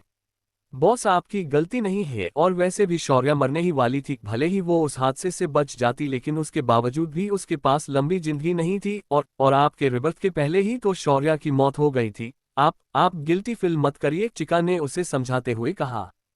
क्या मतलब है चिका? शौर्या को उसकी ये बात अजीब लगी। शौर्या को ब्लड कैंसर था लास्ट स्टेज और उससे ये बात 2 महीनों पहले ही पता चली थी जब स्कूल के थ्रू उसका हेल्थ चेकअप हुआ था और यही वजह है कि उसने अपनी सारी प्रॉपर्टी उन सब के नाम कर दी। डॉक्टर ने कह दिया कि वो ज्यादा से ज्यादा 4 महीने और जी सकती है और इन 4 महीनों में उससे फैमिली का प्यार चाहिए था। उसे लगा कि अगर वो उसकी पूरी प्रॉपर्टी उन्हें दे देंगी तो शायद वो उसके साथ अच्छा बिहेव करे और उसके आखिरी दिनों में उसे न भी प्यार मिले, बट उन्होंने उसे बेच दिया। चिका ने जैसे ही कहा वैसे ही शौर्या के हाथों की नसें कस गई। वो सब कहाँ है अब? मैं उन सब को छोड़ूंगी नहीं। शौर्या के आंखों में गुस्सा था। उन यादों में उसने देखा था कि वो सब शौर्या के साथ कैसे बिहेव करते थे और इस बात का बदला तो वो लेने ही वाली थी, बट बाद में। लेकिन अब जबकि उसे पता चला था कि वो कोई और नहीं बल्कि उसी के छोटी बहन में उसका रिबर्थ हुआ है, तब उसने उनसे बदला लेने के बारे में अभी सोचा। बॉस, बिग बॉस ने पहले ही आपका बदला ले लिया है। शालिनी और उसका भाई, उन दोनों को सजा मिल रही है, वो भी काफी बुरी। बिग बॉस ने उन्हें कंटिन्यू टॉर्चर करवाया है और जब आपको होश भी नहीं आया था उसी वक्त से उन्हें खाना तो दूर की ही बात है उन्होंने उन दोनों को पानी की एक बूंद भी नहीं दी है, आप अगर चाहे तो मैं उन्हें दिखा सकता हूँ, चिका ने कहा और शौर्या का इशारा मिलते ही शालिनी, शौर्या के सौतेली मोम और सौरभ जी की वाइफ और उसके भाई को जहाँ रखा गया था वहाँ की रिकॉर्डिंग चिका ने प्ले कर दी। बहुत बुरी हालत थी उन दोनों की, इतनी कि शौर्या ने 1 मिनट भी ठीक से देखा नहीं गया और उसने वो रिकॉर्डिंग बंद करने के लिए कह दी। क्या मन सच में ऐसे है? इतने खतरनाक, इतने क्रूएल? शौर्या ने सवाल किया और अभिमन्यु का शुरू से लेकर अब तक का उसके साथ किया हुआ बर्ताव याद करने लग गई। वो उसके साथ तो कितना स्वीट था, फिर इतना डेंजर कैसे हो गया वो दूसरों के लिए? बॉस, बिग बॉस उनके डेविल पर्सनैलिटी की वजह से ही फेमस है। अगर बिजनेस वर्ल्ड में अपनी पकड़ मजबूत करनी है तो आपको अपनी पर्सनैलिटी ऐसे रखनी ही होगी ताकि कोई आपका फायदा ना उठा पाए, और बिग बॉस सही है तभी तो वो आज इतने बड़े मुकाम पर है, चिका बोली और शौर्या की आंखें छोटी हो गई। बॉस, आपको जेलिस फील हो रहा है? चिका ने जरा एक्साइटेड होते हुए ही सवाल किया और शौर्या ने अपनी आंखें रोल कर दी और मुंह बना लिया। Chika, I want to live with them, मुझे मेरे पेरेंट्स चाहिए चिका, मुझे भी एक फैमिली के प्यार को फील करना है, एक पूरी फैमिली, काश मेरी छोटी बहन भी होती। शौर्या की आंखों में आंसू आ गए। बॉस वो है, और शायद गॉड यही चाहते थे कि आप दोनों को आपके फैमिली का प्यार मिले, इसीलिए तो शायद जब आप दोनों मरने की कगार पर थी तो उन्होंने एक तरह से दोनों को फिर से जीने का मौका दिया। जिस तरह से ये आपकी रूह है उस तरह से ये बॉडी आपके छोटी बहन की है। सो किसी के ना होने से बेहतर ये नहीं कि आप दोनों का आधा आधा से। चिका की बात सुन शौर्या को सही लगा और वो थोड़ा सा रिलैक्स फुल करने लग गई। वो थकी हुई थी और मेडिसिन का असर जल्दी ही शौर्या गहरी नींद में चली गई। कुछ देर बाद मृणाल जी और संजीव जी अभी तक अभिमन्यु के घर पर ही थे और वे रुद्र के आने का वेट कर रहे थे। चेकअप के दौरान रुद्र ने शौर्या के ब्लड सैंपल्स ले लिए थे और सके हेयर भी मेड की हेल्प से मंगवा लिए थे, जिसका अब चेकअप हो रहा था। रुद्र के हाथों में फाइनली रिपोर्ट्स आ गई जिसका इंतजार वो सब बेताबी से कर रहे थे। इट्स मैच डैड, शौर्या हमारी बहन है, वो आपकी बेटी है डैड, शी इज बुंदेला, जब प्रिंसेस रुद्र ने खुश होते ही कहा और उसकी बात सुनकर संजीव जी के आंखों में आंसू आ गए। मृणाल जी भी बेसब्री से वेट कर रही थी रिजल्ट का, और जब संजीव जी को उन्होंने रोता हुआ देखा तो उनकी उम्मीद टूट ही गई। आप रुद्र से कहिए कि वो फिर से चेकअप करे, शायद उसने जल्दबाजी में रिपोर्ट बनाए हुए होंगे और कुछ गड़बड़ी हुई होगी। मेरा दिल कहता है कि शौर्या हमारी ही बच्ची है। आप संजीव, आप सुन रहे हो ना? मृणाल जी को गलतफहमी हुई थी कि शायद रुद्र ने ये कहा हो कि रिपोर्ट नेगेटिव आई है और वो बेताबी से कहने लग गई। वो थोड़ी हाई पर ही हो गई। मृणाल शांत हो जाओ, और रिपोर्ट पॉजिटिव आई है। शौर्या हमारी ही बेटी है, हमारी अपनी बेटी, हमारा अपना खून। संजीव जी का ये कहना और मृणाल जी के आंखों से और आंसू बहने लग गए। पूर्ण विराम। फिर से कहो संजीव, आपने अभी अभी क्या कहा? शौर्या हमारी बेटी है ना? मृणाल जी के आंखों में आंसू थे तो वही ओठों पर बड़ी सी हंसी, और उन्हें ऐसे देखकर संजीव जी ने उन्हें गले से लगा लिया। हाँ, वो हमारी बेटी है, संजीव जी ने फिर एक बार कहा और मृणाल जी खुशी से खड़े हो गई। मुझे उससे मिलना है, उसे गले लगाना है। अभिमन्यु बेटा हम। मृणाल जी को समझ नहीं आ रहा था कि वो क्या कहे। उन्होंने अभिमन्यु की तरफ देखा और उसने हाँ में सर हिला दिया। वो दोनों फिर शौर्या के कमरे की तरफ बढ़ गए जहां शौर्या आराम से उसके बिस्तर पर सो रही थी। मेरी बच्ची, मृणाल जी उसके बेड के पास खड़ी हो गई और दूर से ही उसे उन्होंने देखा। अभिमन्यु ने उसकी फिलहाल की मेडिकल हिस्ट्री उनके साथ शेयर की थी और इतना ही नहीं बल्कि उसके साथ क्या क्या हुआ है ये भी उन्हें बताया था। वो शौर्या के नींद में कोई परेशानी नहीं तैयार करना चाहते थे इस वक्त, इसीलिए उन्होंने उसे सोने दिया और दूर से ही उसे देखने लग गए। क्या मैं एक बार उसे छू सकती हूँ? संजीव, वो उठेगी तो नहीं ना? मैं मृणाल जी को सूझ ही नहीं रहा था कि वो क्या करे। उन्हें उसे छूना था, उसे प्यार करना था, लेकिन उसकी नींद टूट जाएंगी इस डर से वो उसके पास नहीं जा रही थी। संजीव जी भी उनकी हालत समझ रहे थे, लेकिन शौर्या के नींद डिस्टर्ब ना हो इसीलिए वो भी कुछ कर नहीं सकते थे। शिवाय और अभिमन्यु बाहर ही खड़े ही उन्हें देख रहे थे और थोड़ी ही देर में रुद्र भी वहां आ गया। उसकी नजरें भी उसकी बहन को देखने के लिए बेताब थी, वो उससे बात करने के लिए वो भी बेचैन था, बट शौर्या के हेल्थ उसी वजह से वो चुप रहा। कुछ देर बाद वो नीचे चले गए और उसका इंतजार करने लग गए। वो उठेगी तब उसे भूख गई होंगी ना? वैसे भी लंच का वक्त तो हो चुका है, मैं उसके लिए कुछ बनाती हूँ। अभिमन्यु बेटा, क्या मैं तुम्हारा किचन यूज कर लूँ प्लीज? मृणाल जी ने अभिमन्यु से इजाजत मांगी। बिल्कुल आंटी, आप यूज कर सकती हो। अभिमन्यु को कोई भी प्रॉब्लम नहीं थी, आफ्टर ऑल वो उसके प्रिंसेस के लिए कुछ बनाने जा रही थी और उसे तो खाना कितना पसंद था, सो उसने जल्दी से हाँ कह दिया। थैंक यू बेटा, थैंक यू फॉर एवरीथिंग। तुम नहीं जानते हो कि तुमने हम पर कितना बड़ा एहसान किया है। हमारी बेटी तुम्हारे वजह से ही ठीक है और इतने सालों के बाद वो हमें मिल गई है। सब कुछ तुम्हारे वजह से ही हुआ। थैंक यू सो मच अभी बेटा, हम ताउम्र तुम्हारे एहसान मंद रहेंगे। मृणाल जी ने अभिमन्यु के सर पर हाथ रखकर कहा और अभिमन्यु मुस्कुराया। मृणाल जी किचन में चली गई। अभी सच में बेटा थैंक यू सो मच, अब बस एक और कम कर दो। वो घटिया औरत और उसका वो भाई, उन्हें मेरे हवाले कर दो। मैं उन्हें खुद अपने हाथों से सजा देना चाहता हूँ, संजीव जी ने अभिमन्यु से कहा और उसने उनकी वो बात भी मान ली।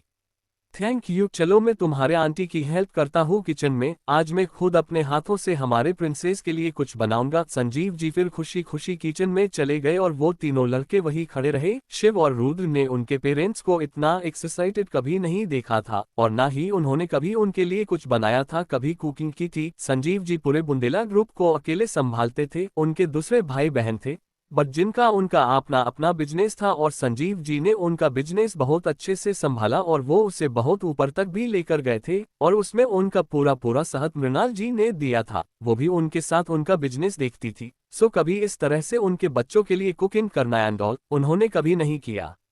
हम ब्रो, क्या आपको याद है कि मोम ने हमारे लिए लास्ट टाइम क्या कुक किया था? वेल मुझे तो याद नहीं है, सोचा आपसे पूछ लूं। रुद्र ने शिव की तरफ देखा। वैसे तो शिव उससे 2 मिनट ही बड़ा था, लेकिन वो उसे ब्रो कहकर ही पुकारता था ना। बट इट्स ओके, हमारी बहन इतना डिजर्व करती है और तब तो ज्यादा ही जब उसे कभी किसी का प्यार नहीं मिला हो। मेरा दिल तो उस शालिनी और उसके भाई, साथ ही में उसके पूरे परिवार की जान लेना का कर रहा है। शिव गुस्से से बोला और रुद्र को भी गुस्सा आ गया। हम उन्हें सौंप रहा हूँ, तुम दोनों को आराम से उनसे बदला ले लेना, बट मेक श्योर कि वो तुम्हारी कैद से भागे ना, वरना मुझसे बुरा कोई नहीं होगा। मेरी प्रिंसेस को बहुत तकलीफ दी है उन्होंने और मैं उन्हें। अभिमन्यु बोल ही रहा था कि शिवाय और रुद्र एक साथ ही बोले, प्रिंसेस अभी एक बात सच में बताओ कि तुम शौर्य के लिए इतना सब कुछ क्यों कर रहे हो? जहां तक हमें पता है कि तुम तो लड़कियों से कोसों दूर रहते हो, फिर हमारी बहन के लिए तुम ये सब क्यों कर रहे हो? शिव ने सीधे सीधे उससे सवाल किया।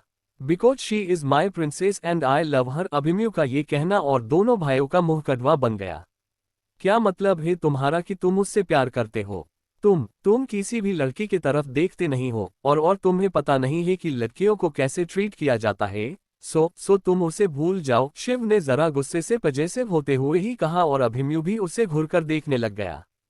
क्या मतलब है तुम्हारा? और तुम तो ऐसे कह रहे हो कि तुम्हें लड़कियों से बात करने का काफी नॉलेज है, और जिस तरह से मैं लड़कियों से कोसों दूर रहता हूं ना, तो उसी तरह से तुम भी लड़कियों से उतने ही दूर रहते हो। तो ये बात तुम मुझे मत सिखाओ कि मुझे क्या करना है और क्या नहीं।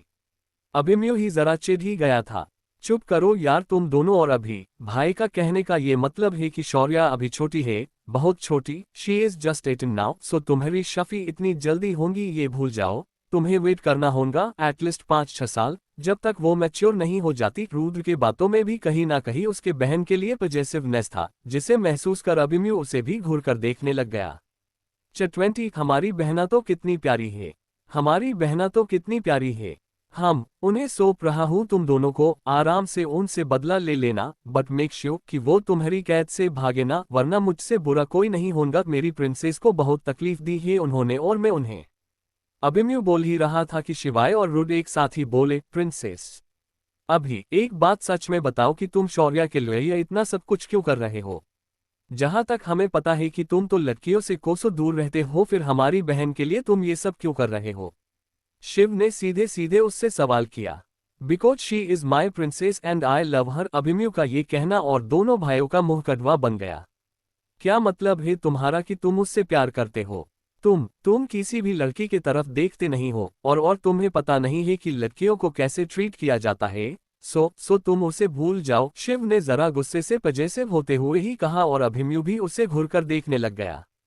क्या मतलब है तुम्हारा? और तुम तो ऐसे कह रहे हो कि तुम्हें लड़कियों से बात करने का काफी नॉलेज है, और जिस तरह से मैं लड़कियों से कोसों दूर रहता हूं ना, तो उसी तरह से तुम भी लड़कियों से उतने ही दूर रहते हो। तो ये बात तुम मुझे मत सिखाओ कि मुझे क्या करना है और क्या नहीं। अभिमन्यु ही जरा चिढ़ ही गया था।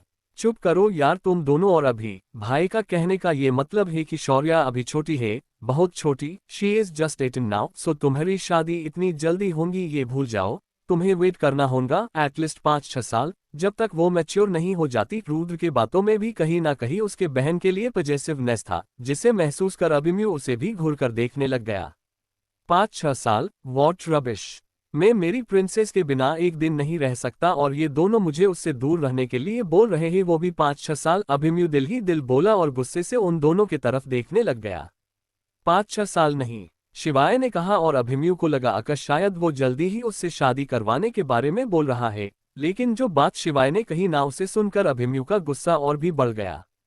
कम से कम 8 साल, वैसे भी जरूरी तो नहीं कि उसकी शादी 21-22 साल की उम्र में हाँ करा दे। वैसे भी आजकल की गर्ल्स जब तक अपने पैरों पर खड़ी नहीं हो जाती तब तक शादी के बारे में नहीं सोचती है, और हमारी प्रिंसेस वो तो हमें अभी अभी मिली है, सो हम उससे इतनी जल्दी विदा नहीं करेंगे। सो कम से कम 8 साल तो तुम्हें रुकना ही होगा अभिमन्यु, शिवाय ने कहा और अभिमन्यु का दिल किया कि वो उसका गला दबा दे। तुम दोनों मेरे दोस्त हो या फिर दुश्मन, अभिमन्यु ने गुस्से से बोला। फिलहाल शौर्य के बड़े भाई और उस हिसाब से तुम्हें हमारी बात माननी ही होगी, शिवाय और रुद्राय का एक साथ जवाब और अभिमन्यु की नजरें उस पर और भी स्ट्रिक्ट हो गई। वो तीनों वह बहस कर ही रहे थे कि उतने में उन्हें सीढ़ियों से किसी के आने की आहट हुई और उन्होंने सर उठाकर उस तरफ देखा। शौर्य वहां से नीचे आ रही थी, अभी अभी नींद में से उठी वो वैसे ही नीचे आ गई। अब जबकि उसे पता चला था कि कुछ देर पहले मिले लोग उसकी फैमिली है, तो वो उन्हें फिर एक बार देखने के लिए बेताब हो गई और उठकर सीधे भागते हुए ही बाहर आ गई। प्रिंसेस क्या कर रही हो?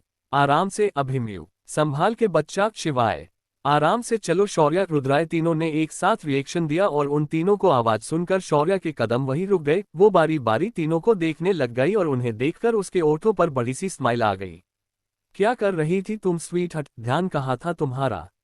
अभिमन्यु उसके पास आ गया और उसका हाथ पकड़कर उसने फिक्र से कहा। शौर्य की नजरें उसकी तरफ चली गई और उसे अभिमन्यु पर फिलहाल में सबसे ज्यादा प्यार आया। ये वही शख्स था जिससे मिलने के बाद उसकी पूरी जिंदगी बदल गई थी। उसे न सिर्फ एक अच्छी जिंदगी उसने दी थी, बल्कि इतना प्यार भी दिया था और उसके फैमिली को इतनी कम टाइम में उसने ढूंढ कर भी निकाला था। शौर्य सीधा उसके गले लग गई। थैंक यू मन, थैंक यू सो मच, आप बहुत अच्छे हैं, बहुत बहुत अच्छे, शौर्य ने उसे गले लगाए हुए ही कहा और अभिमन्यु ने भी उसे अपने बाहों में भर के उसके सर पर हाथ फेरा।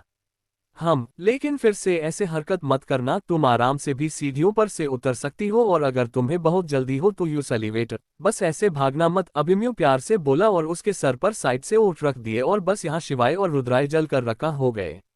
ब्रो वो हमारी बहन है तो उसे गले लगाने का हक पहले हमारा हुआ ना, ये अभी का बच्चा उसे क्यों गले लगा रहा है? रुद्र ने चिढ़ते ही शिवाय से कहा और जब उसकी तरफ देखा तब पाया कि शिवाय तो उससे भी ज्यादा चिढ़ा हुआ था। अब उनकी बहन को उनके सामने कोई गले लगाएगा, उसे कसी करेगा तो कोई भी भाई गुस्सा तो होगा ही ना, और तब तो और भी ज्यादा जब उन्हें कभी भी उनके बहन का प्यार ना मिला हो।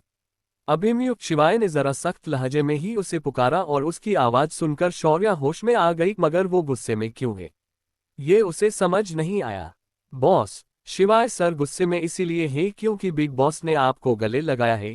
यू कनो ब्रदर लव, सामने भले ही उनका बेस्ट फ्रेंड क्यों ना हो, लेकिन कोई भी भाई अपने बहन को ऐसे किसी गैर लड़के के पास नहीं देख सकता है। ब्रदर्स पजेसिव होते हैं उनके बहन के लिए और उनके सेफ्टी के लिए उतनी ही अलग भी। डेफिनेटली वो दोनों भी आपसे बहुत प्यार करते हैं, चिका ने कहा और चिका की बात सुनकर शौर्य के ओठों पर की स्माइल और भी बढ़ गई। उसके भाई उससे प्यार करते हैं, उसके लिए, उसके सेफ्टी के लिए पजेसिव है, ये बात उसे कितना खुश कर गई थी इसका अंदाजा खुद उसे भी नहीं था। वो अभिमन्यु से थोड़ा दूर हो गई और अब अभिमन्यु एक बार उसे तो घूर कर नीचे खड़े उन दोनों को देखने लग गया।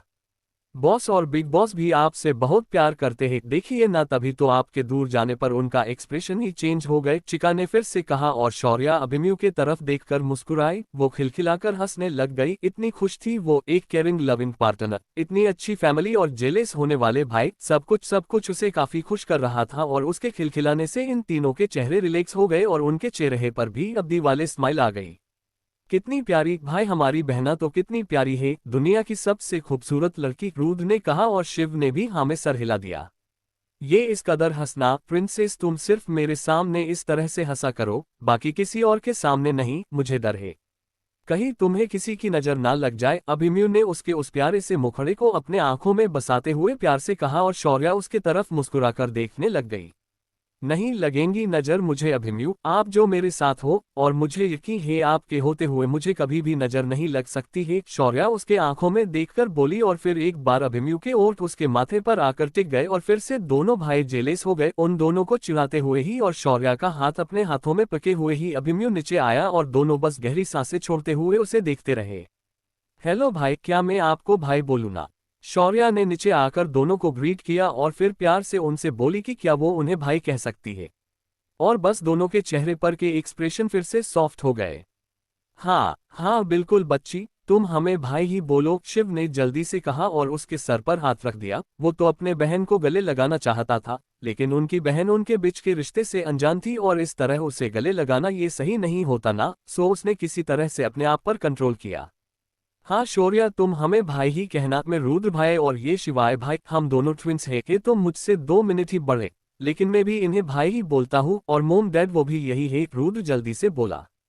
चलो मैं तुम्हें उनसे मिलवाता हूँ, हाथ पकड़ सकता हूँ ना तुम्हारा?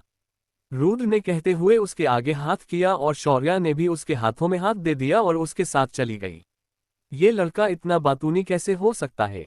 वो अपने साथ शौर्या को लेकर कैसे चला गया? शिवाय जरा गुस्से से ही बोला, अब तक अभिमन्यु से जल रहा वो अब रुद्र से जलने लग गया। वहीं मैं भी सोच रहा हूँ, ऐसे तो इसके मुंह से एक लफ्ज नहीं निकलते हैं, हॉस्पिटल में भी सब उससे कितना डरते हैं और अब देखो ये तो ऐसे प्रिटेंड कर रहा है कि जैसे उससे ज्यादा स्वीट कोई है ही नहीं। अभिमन्यु भी अब की बार जेलिस हो गया और उसने अपने खाली हाथ को देखा जिसमें अब थोड़ी देर पहले शौर्या का हाथ था। तुमने उसे किस क्यों की? मैं पहले ही बोल रहा हूँ अभिमन्यु की मेरी बहन अब छोटी है, सो तुम उससे दूर रहो। शिव का ध्यान अब जाकर अभिमन्यु के तरफ गया और उसने उसके तरफ देखकर गुस्से से कहा, देख मत ऐसे, मैं ये थोड़ी कर रहा हूँ कि मैं मेरी बहन की शादी तुझसे नहीं कराऊंगा, लेकिन उसे थोड़ा बड़ा तो होने दे, वैसे भी तुझसे अच्छा लड़का मेरी बहन को कहीं नहीं मिलेगा, बट स्टील वो अभी छोटी ही है, शिव ने फिर एक बार कहा और अभिमन्यु ने ना में सर हिला दिया। शट अप शिव, अभिमन्यु कहकर रुद्र गया उस साइड चला गया और शिव भी उसके पीछे पीछे गया। रुद्र शौर्या को लेकर किचन में चला जहां मृणाल जी और संजीव जी एक साथ मिलकर शौर्या के लिए कुकिंग कर रहे थे।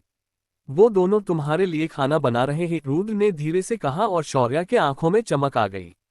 मेरे लिए? उसने खुश होते हुए सवाल किया और मृणाल जी और संजीव जी दोनों का ध्यान उसके तरफ गया। अब कैसे बताएंगे वो सब शौर्या को कि वो ही उनके पेरेंट्स हैं? और क्या होगा आगे शौर्या की जिंदगी में, जानेंगे अगले पार्ट में। आज के लिए इतना, हाय दोस्तों, मिलते हैं नेक्स्ट पार्ट में। Thanks for watching guys.